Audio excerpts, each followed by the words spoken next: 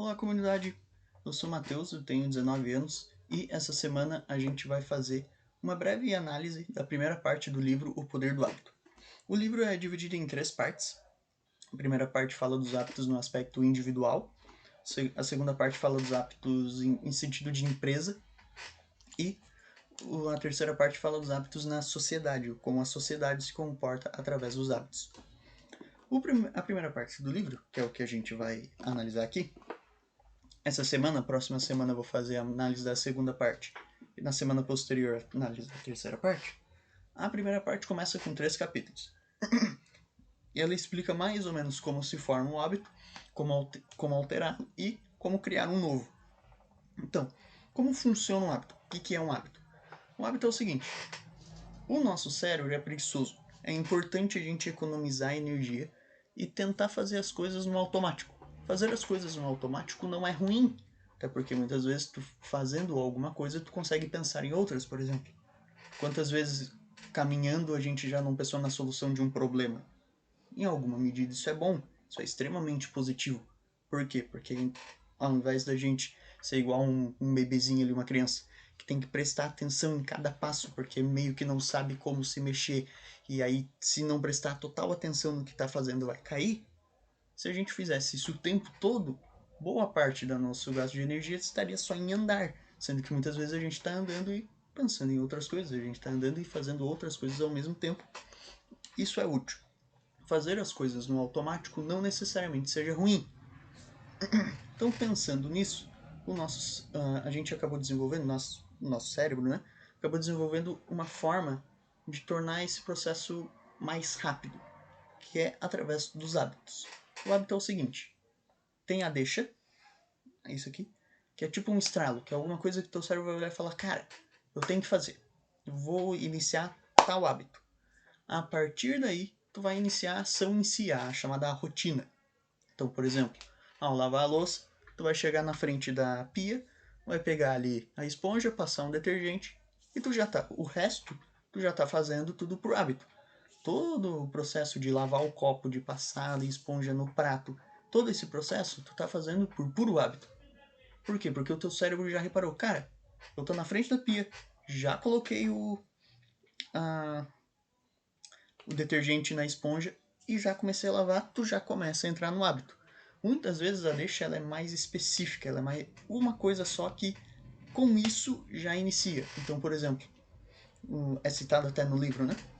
Uma pessoa está meio entediada no serviço e aí sempre que ela começa a ter essa sensação de tédio, ela entra numa padaria para nessa padaria comer alguma coisa e conversar com alguém.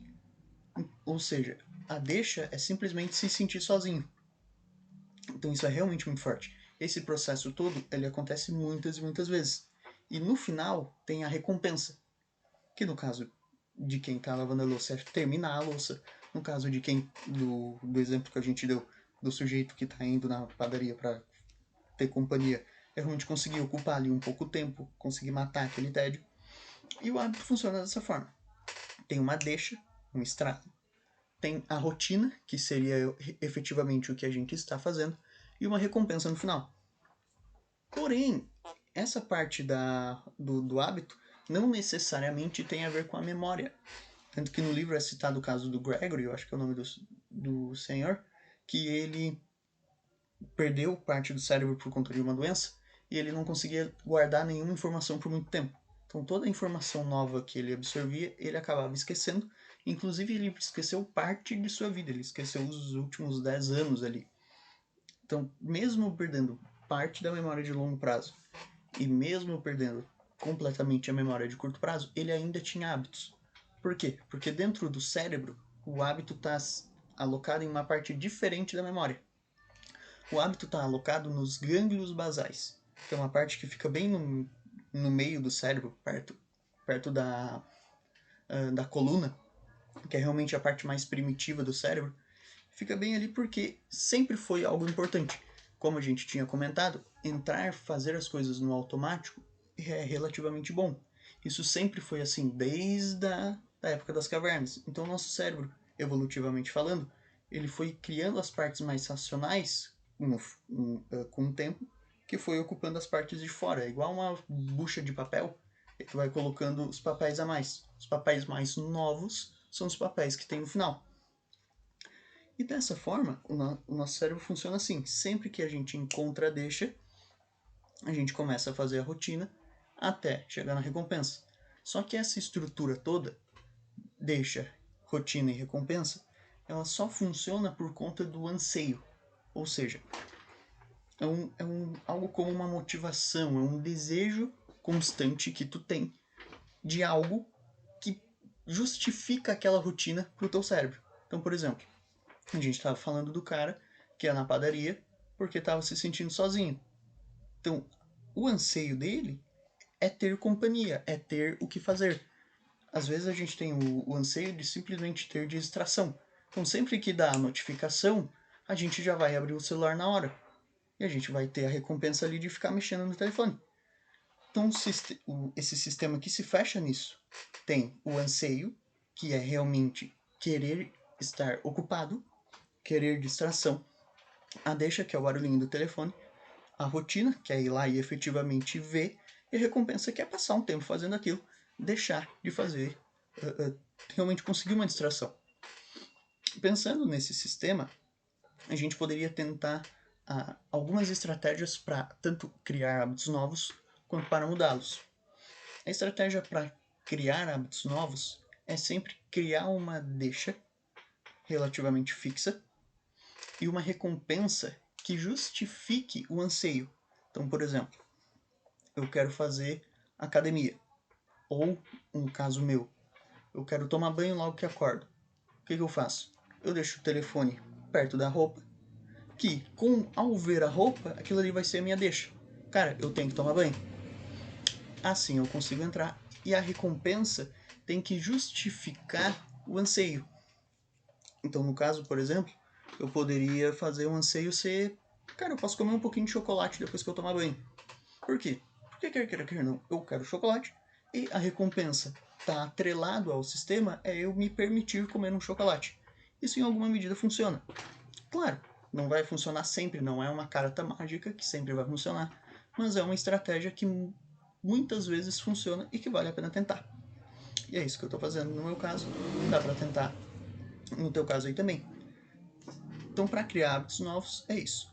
Deixar uma deixa clara, algo que, eu tenho que fazer isso aqui, que lembre para ti mesmo, até no aspecto racional, que tu tem que fazer aquilo, e atrelar uma recompensa que justifique o anseio. E ter um anseio claro. Tu tem que ter um bom motivo para estar fazendo aquilo. Não vai criar um hábito de algo que tu não vê sentido em fazer. Tu precisa ter um hábito de algo que, cara, isso faz sentido para mim. Ou seja, eu vou fazer sempre. E ao mesmo tempo, para facilitar o processo todo, tu deixa uma recompensa que justifica o anseio, que traz a resposta que tu precisa para aquele anseio. E para mudar o hábito, a melhor estratégia é manter a recompensa, manter o anseio e até manter a deixa, só que mudar a rotina. Por isso que é muito comum ver pessoas trocando de vícios. Por quê? Porque ela mantém a recompensa, mantém o anseio e mantém até mesmo a deixa, mas troca a rotina. Ou seja, ela só troca o vício. Só que tem alguns vícios que são relativamente bons. Tu passar 2 horas por dia no telefone, vendo TikTok e mais 2 horas no Instagram é ruim. Mas passar 2 horas na academia e 2 horas no Instagram já é bom. Tecnicamente, tu só mudou o vício. Mas ainda assim, a gente percebe um grande ganho. Então, nesse sentido, o que daria para se fazer?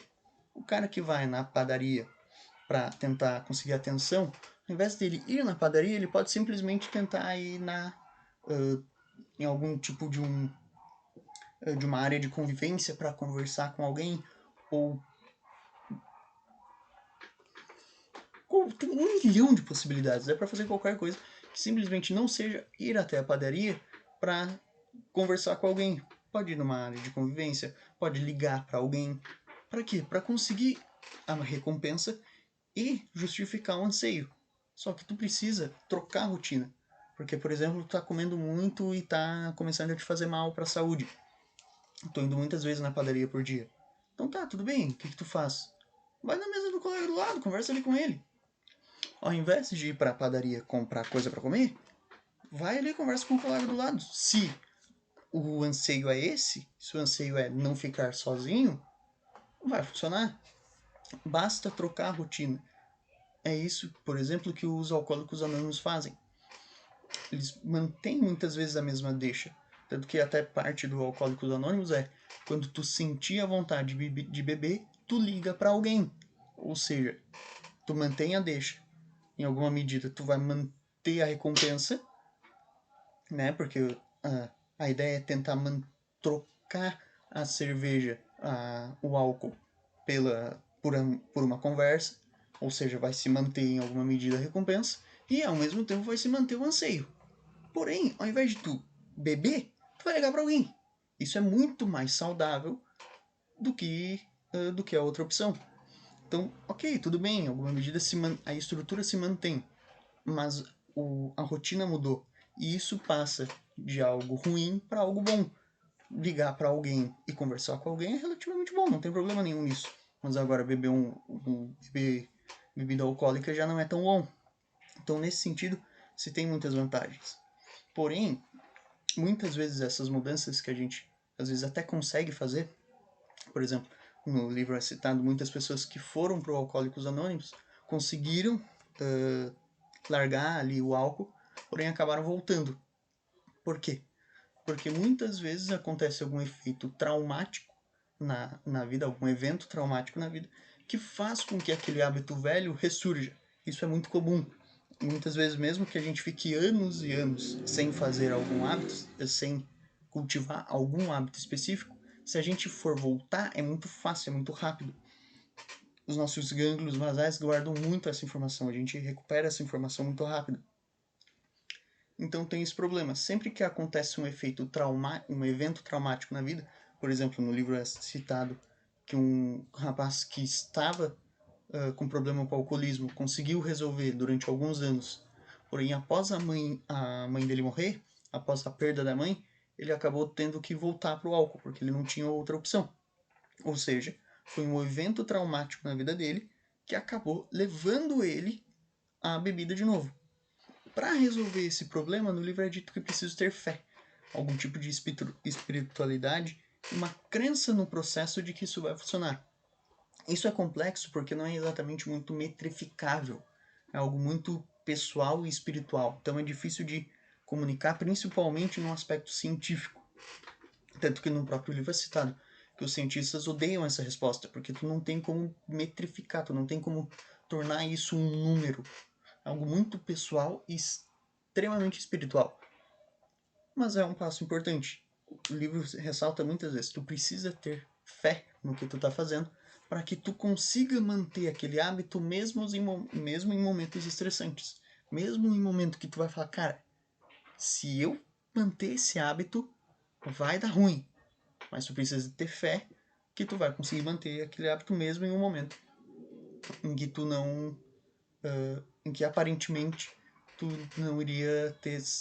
que seria ruim tu manter aquele hábito, por exemplo. Quando tu tá muito nervoso fazendo alguma coisa que tu já fez 1 milhão de vezes. Tu tá acostumado, por exemplo, a cantar, mas chega na frente de um palco, fica nervoso e não fala. Por quê? Porque tu ficou com muito estresse. Foi o estresse que te bloqueou. Tu já fez aquilo 1 milhão de vezes, tu já tá habituado a fazer aquilo, tu já tem o hábito de fazer aquilo. Por que naquela hora deu errado?